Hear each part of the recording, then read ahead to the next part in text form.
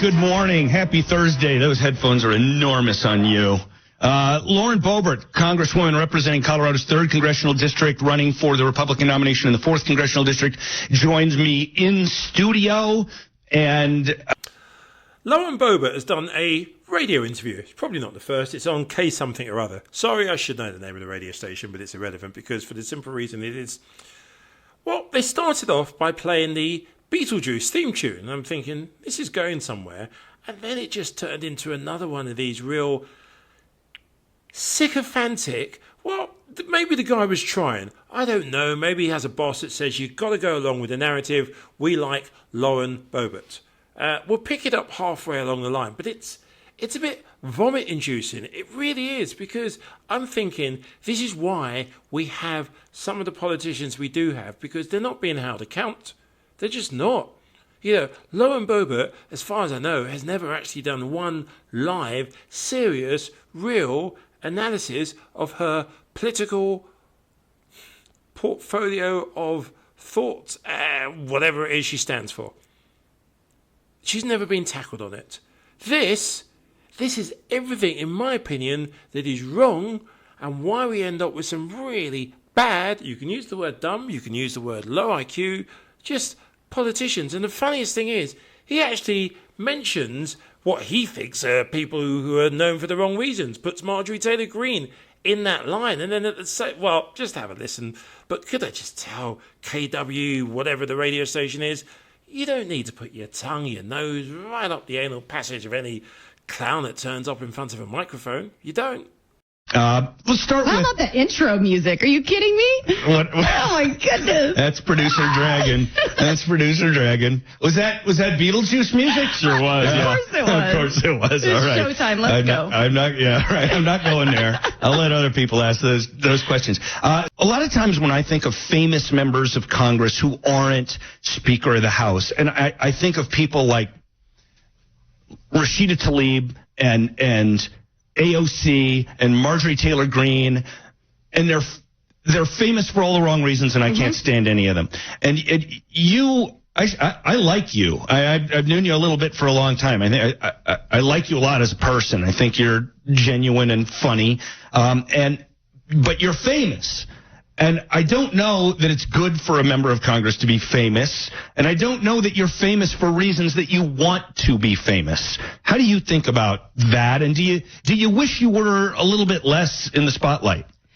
Well, okay, there's a lot of questions there and a lot to unpack. So, I mean, do I wish I was less in the spotlight? Yes and no, right? I mean, I don't have personal moments. I wish I was less on infrared camera. That would be great. But, you know, I mean, there are those aspects. I mean, I would like to go to dinner in Fort Collins with my boys and not have random people come up and video us, you know. So I mean, that kind of stuff bothers me. But also, if I wasn't who I am and as loud as I am and in this spotlight, then I don't believe that I would be as effective, because in Congress, when I speak, I mean, people listen. I just want to take a few seconds to respond. That was great.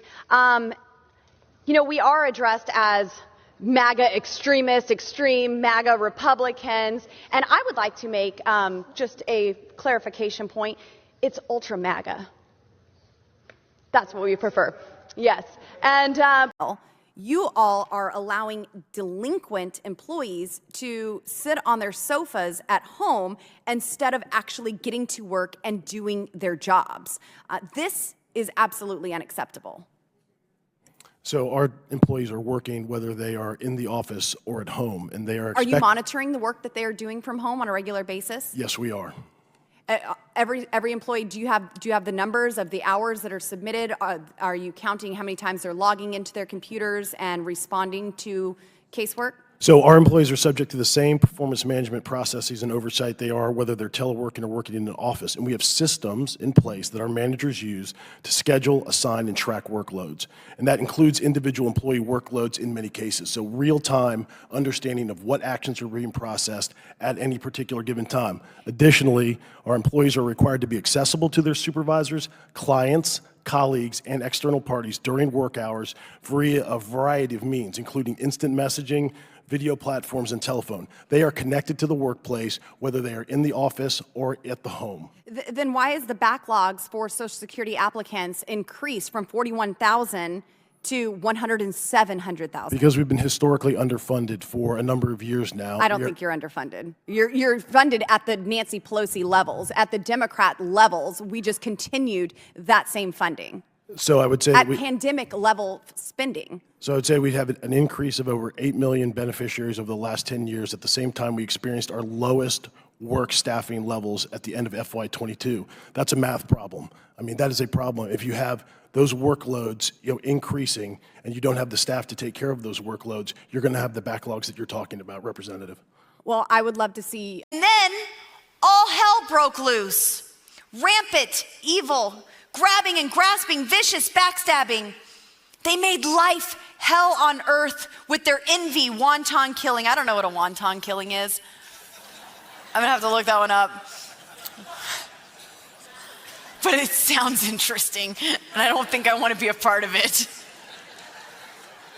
And I ask the gentlelady to yield for a question. Gentleman's recognized. It's not my time. I ask you to yield. I have reserved. You're free to speak. Yes, I'm asking if you'll yield for a question. Sure, ask your question. What funds in this bill are used for the purposes you are opposed to?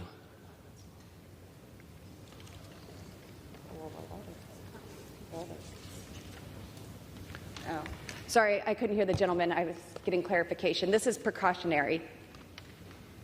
Precautionary for what? I'm asking. There are sanctuary city policies. Yes, I understand. I understand what that are in place that are allowing the refuge of illegal aliens in these cities, and there is an influx in crime and drugs. I understand in these cities, and there's no way for these folks to even report what is taking place because they are protected under this fake policy that has been created that is subduing the actual rule of law that we have in the Constitution of the United States. Right? I understand that. But what you've said is none of the funds in this bill can be spent for that objective. And that is precautionary. What funds are in this bill to be spent for that objective? I have seen this administration use all sorts of funds to protect illegal aliens. And this reclaiming my time, Ms. to ensure that it will not be. Reclaiming my time. There are no funds in this bill to do that. So this is just an opportunity for you to stand and perhaps speak about an important subject. I understand that, but there are no funds in this bill to accomplish that objective. You don't believe the chairman would put funds in to accomplish that objective, do you? And I'm not saying this in like a self-aggrandizing way, but I'm one of the few that are invited to those closed-door meetings with leadership, with the Speaker of the House, whoever the Speaker is for that time being. I was at the table with Kevin McCarthy in these small roundtable discussions on policy, and even now with Mike Johnson. And not that I always get what I want, but we are having meaningful conversation, trying to get the conference to unite and come together on an issue. Now, also, I mean, you mentioned these other members that I work with. I mean, I'm still going to say there's a Hamas caucus. I'm still going to call them the Jihad Squad. I mean, they're not America first. They are putting other foreign entities before our own country, and they're serving. No argument from me. Rashida Tlaib is an egregious anti-Semite and a stain on this country. I absolutely agree. And so I'm not going to shy away from that and be quiet about the disgusting things that they did. But also, for instance, okay, so you saw we'll call it a crap show, in our oversight hearing when we were going to hold Merrick Garland in contempt. Now, this was a late night hearing, and it was out of control from the beginning. Now, the Democrats started it, but I thought it was kind of fun. I mean, it's late. Like, none of us want to be there at this time. They were, kind of just going off and being like bold in their statements. And some of it was kind of funny. Jared Moskowitz had like, a reading of something that Trump had said, or a fundraising email. And then it just turned for the worse. And my colleague on my side of the aisle, Marjorie Taylor Greene, attacked another member on the other side, and about her appearance, about her eyelashes, yeah, her dang eyelashes. And I was so frustrated. And of course, I mean, that just erupted, and everyone starts, so you were in that hearing? You were in that room? Yes. President Trump, when he was in office, he underwent testing for his cognitive dissonance, for his ability to function as President of the United States. Mr. Allen, based on these statistics, I would like to talk to you about some other things that are going on here in Washington, D.C., specifically an initiative that you led. In November of 2022, you led the charge to reform D.C.'s crime laws. Is that correct? I chaired the committee that proposal came through. You led this charge, yes, sir. And these changes are now law here in D.C., correct? Do you mean the revised criminal code? Yes. No, those are not the law. Those are not the law. You The revised criminal code was rejected by... Excuse me, Mr. Chairman, I'm talking to Mr. Allen. Yes, Mr. Allen, did you or did you not decriminalize public urination in Washington, D.C.? Did you lead the charge to do so?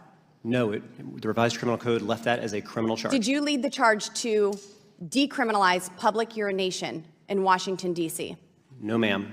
Did you ever vote in favor of decriminalizing public urination in Washington, D.C.? The revised criminal code that was passed by the council. Did you ever support? Kept it as a criminal offense. And you support this? I voted for it, yeah. You voted to keep it as a criminal offense. That's correct. The full council did. We have records that show that you were in favor of removing that criminal offense and allowing public urination. No, Is that something that you intend to pursue in the future? No. The legislation you're referring to that came from the Criminal Code Reform Commission changed public urination from a criminal to a civil offense. The council then changed that to maintain it as a criminal offense at the request of the mayor. Thank you. I yield.